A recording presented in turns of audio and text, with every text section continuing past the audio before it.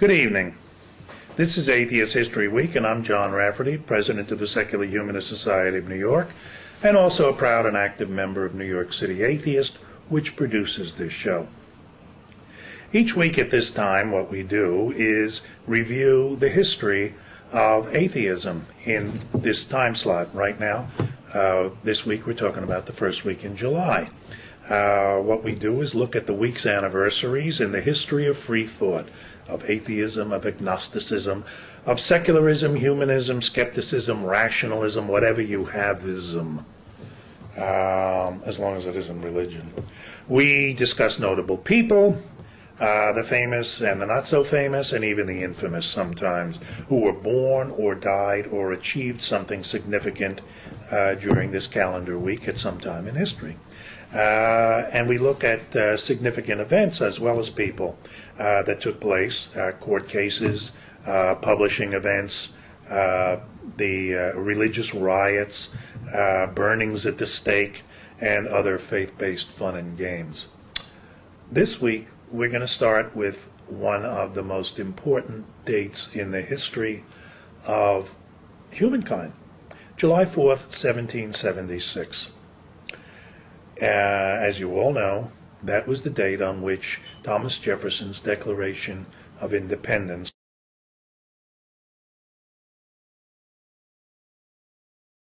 was formally signed. Actually, it's mostly signed on the 3rd and the 4th and the 5th, but we've chosen the 4th as the date to remember. When we were in school, we were taught that there was an American Revolution, and that it began on July 4th, 1776, and that revolution was a revolution against, political revolution against King George III of England. Yeah, it was. It certainly was. There was an equal and perhaps even more important revolution embodied in the same document, the Declaration of Independence. And that was a free thought revolution.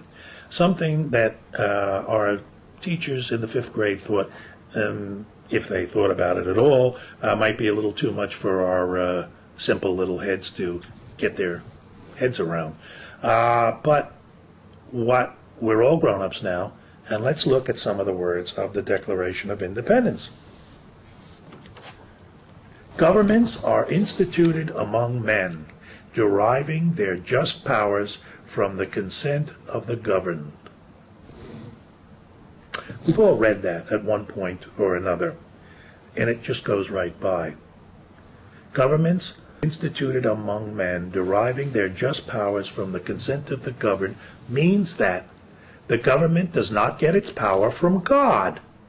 No matter what Justice Antonin Scalia says about natural law, or the fundamentalists in America say about biblical foundations in a Christian nation, the Declaration of Independence stands as both America's founding document and Western civilization's first secular political document.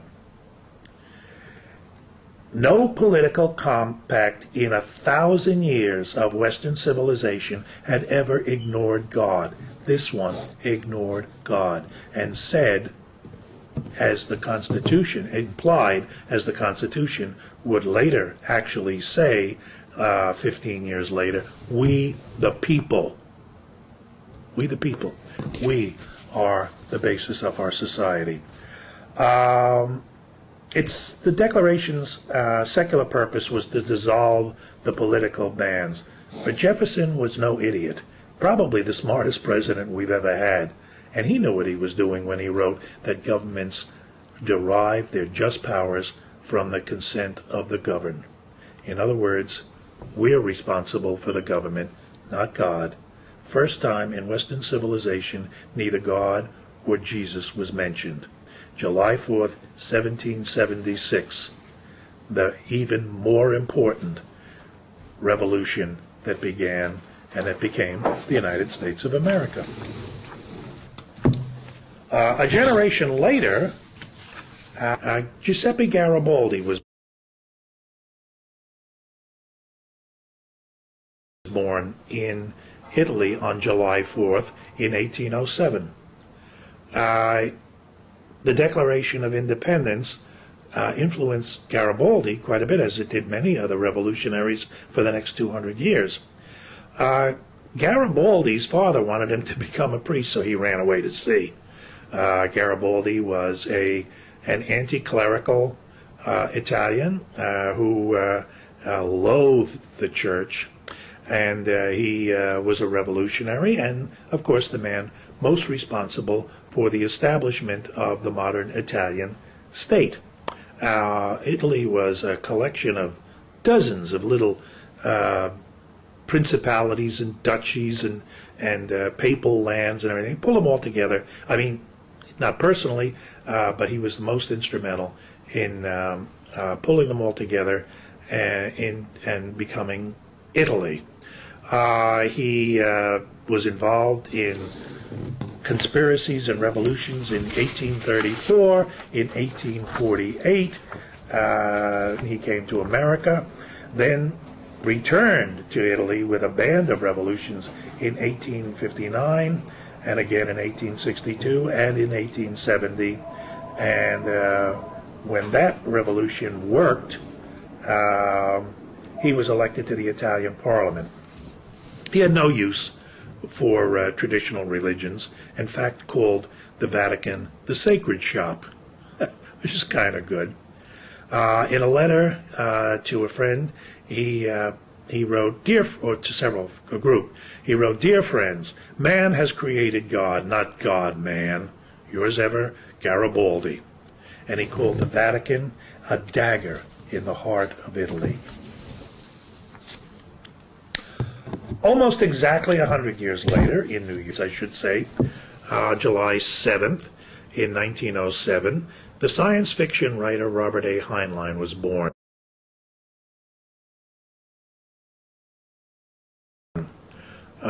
His novel, Stranger in a Strange Land,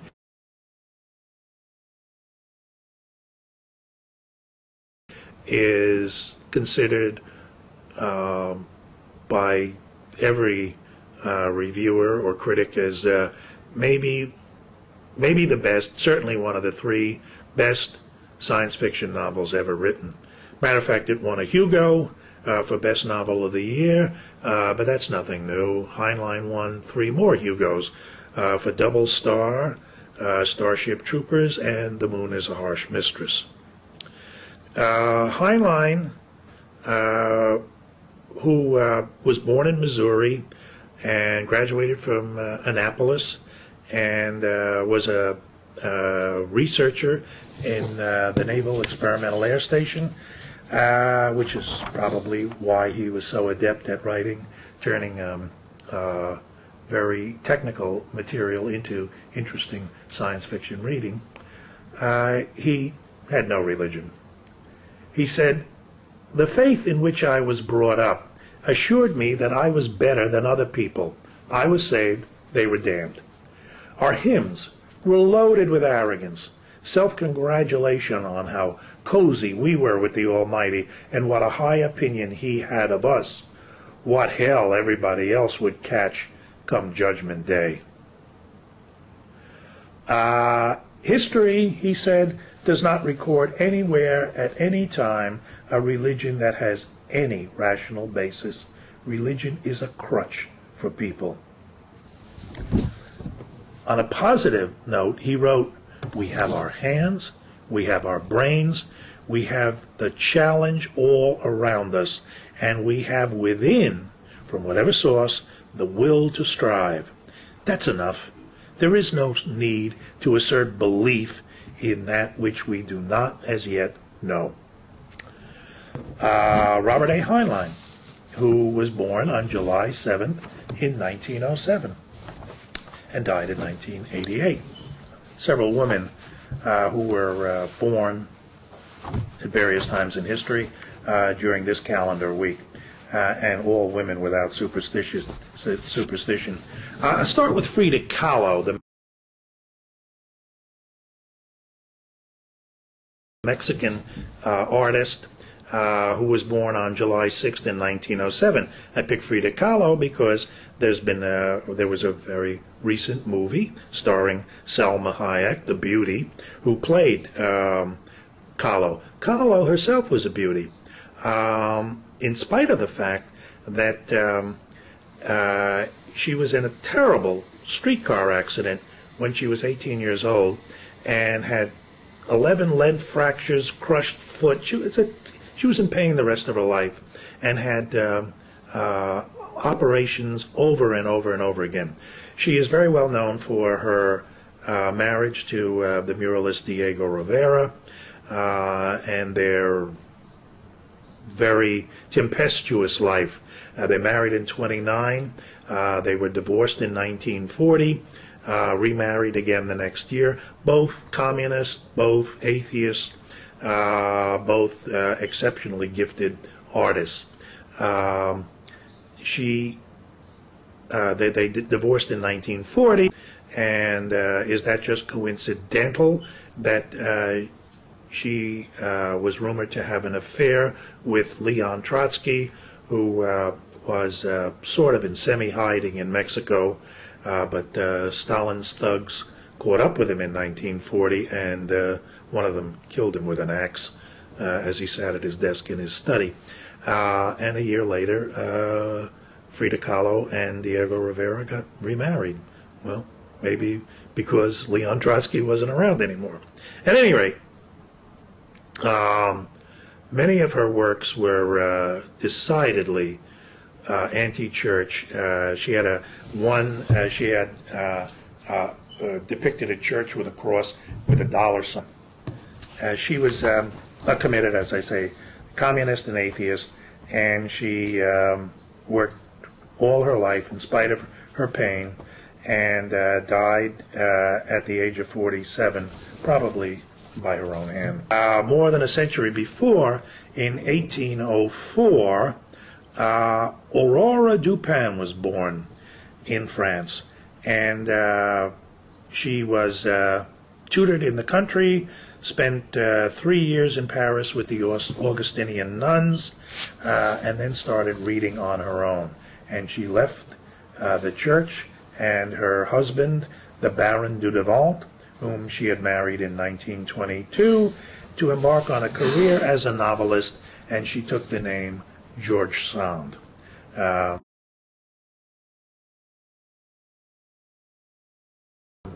Because women were not supposed to do things like write novels. By the time she wrote her second novel, she was already a success and selling wonderfully well. She not only took a man's name, she walked around in male clothing. And today, probably we would automatically say, well, she's probably a lesbian. But in those days, think about women's clothing in the late 19th century. It probably took even a working woman half an hour to just get dressed simply. 6 or 7 or 8 layers of clothing, and restrictive, terribly restrictive clothing. George Sand wore pants and a coat and a shirt, and she got away with it because she was George Sand. She became a noted celebrity, and she flaunted her sexuality and her affairs, and she was an outspoken critic of clericalism for most of her life. She went through, the Freedom from Religion Foundation says, through deistic, spiritualistic, and pantheistic stages, but never returned to Christianity. And her most famous affair was with the composer Frédéric Chopin, who was a Polish patriot, who lived in Paris because he was a Polish patriot. He would have wound up in Siberia if he'd been in Poland. And at any rate, Chopin was more orthodox than George Sand in his political views, but he also left the church and refused to return to it. George Sand, as she approached the end of her life, she wrote down very succinctly that there should be no religious rites at her funeral, which were presided over, by the way, by Victor Hugo. I reject Christianity's anthropomorphic God, she once wrote, made in our image, silly and malicious, vain and puerile, irritable or tender, after our fashion. That's George Sand, born in the second week in July in 1804. Charlotte Perkins Gilman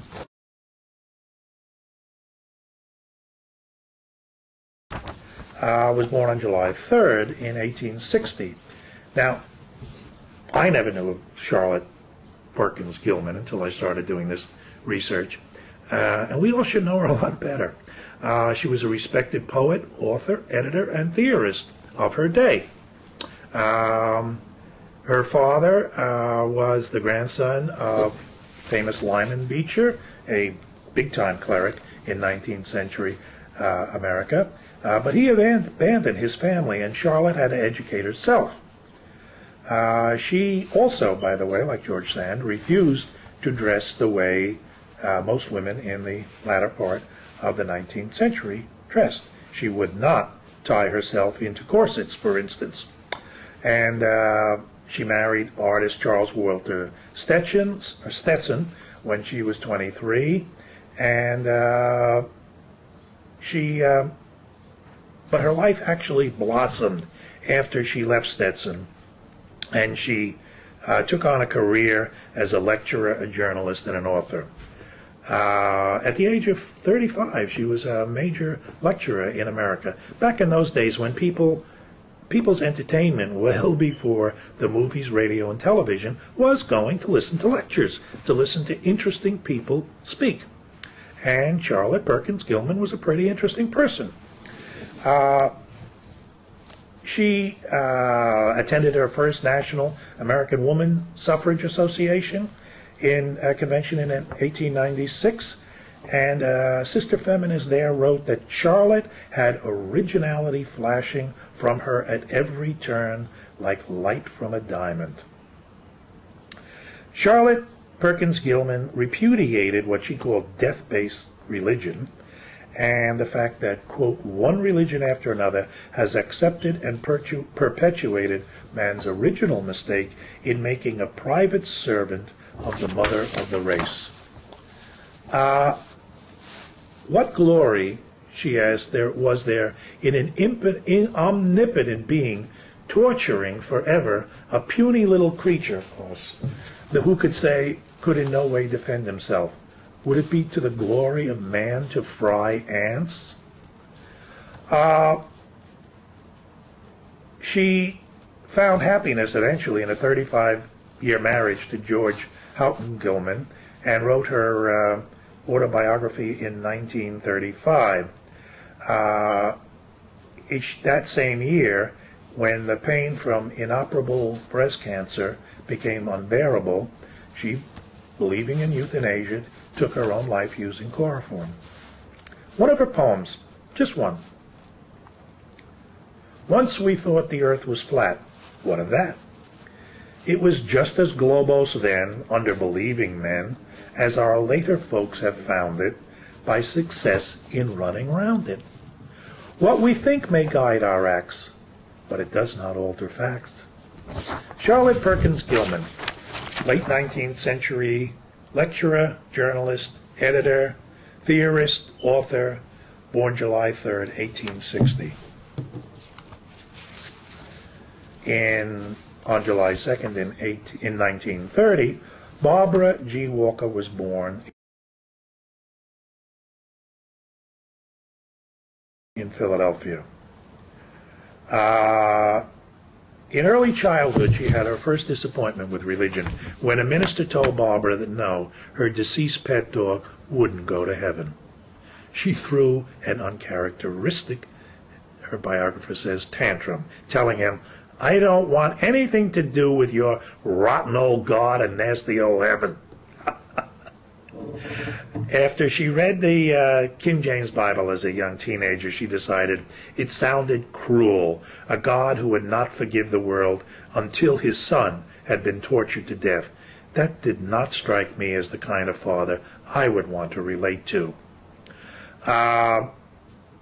She married a research chemist named Gordon Walker. She worked at the Washington Star. She taught dancing. She became one of the most famous knitters of her time and taught knitting.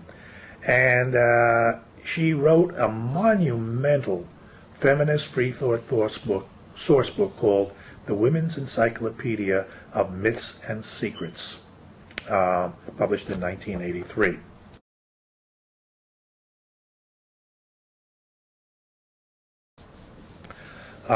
And among other books, she wrote The Skeptical Feminist, and she wasn't New Agey at all. As a matter of fact, The Skeptical Feminist really rips up New Age ideas like crystals, just as she ripped them up, just as she would organize religion. In other words, New Age philosophy is just a substitution for religion. In The Skeptical Feminist, in her acceptance speech for the 1993 Humanist Heroine Award by the Feminist Caucus of the American Humanist Association, she said, "The very fears and guilts imposed by religious training are responsible for some of history's most brutal wars, crusades, pogroms, and persecutions, including 5 centuries of almost unimaginable terrorism under Europe's Inquisition and the unthinkably sadistic legal murder of nearly 9 million women. History doesn't say very much good about God." Barbara G. Walker, long may she wave, born July 2nd, 1930, and still very much with us. Born in 1932, on that famous date of July 4th, K. Nolte Smith was born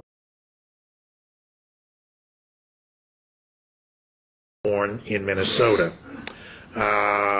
She was active as an actress, as a producer, and co-producing TV commercials. She performed off-Broadway, taught acting, and turned her energies to writing. Her first novel, The Watcher, won the Edgar Allan Poe Award, and several others followed. After she one called Mind Spell was about the witch hunts of early American history. And after her research for that book, K. Nolte Smith asserted that records of this heinous time should be, quote, mandatory reading in every Sunday school. This is what made me an atheist. Consider how deeply the witch craze was rooted in religion.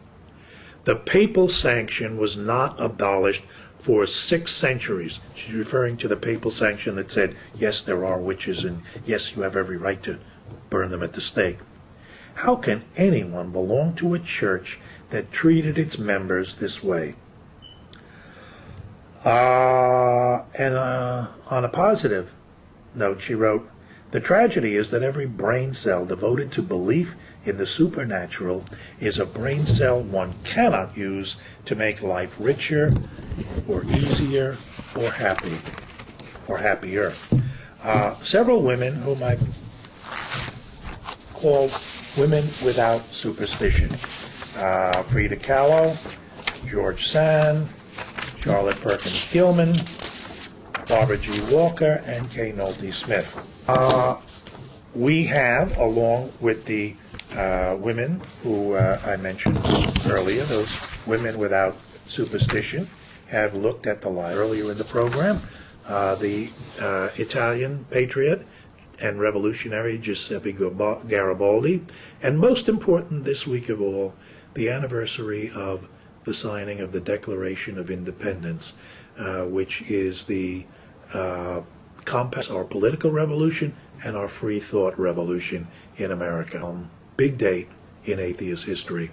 You will be with us next week for the last week in July, when we will look at the lives and accomplishments of some diverse group of people like Simon Bolivar, Eric Hoffer, the filmmaker Stanley Kubrick, Aldous Huxley, and the banishment of Anne Hutchinson from the Massachusetts colony, the ratification of the 14th Amendment in American history, and Veblen Thorstein, and maybe some others if we have the time.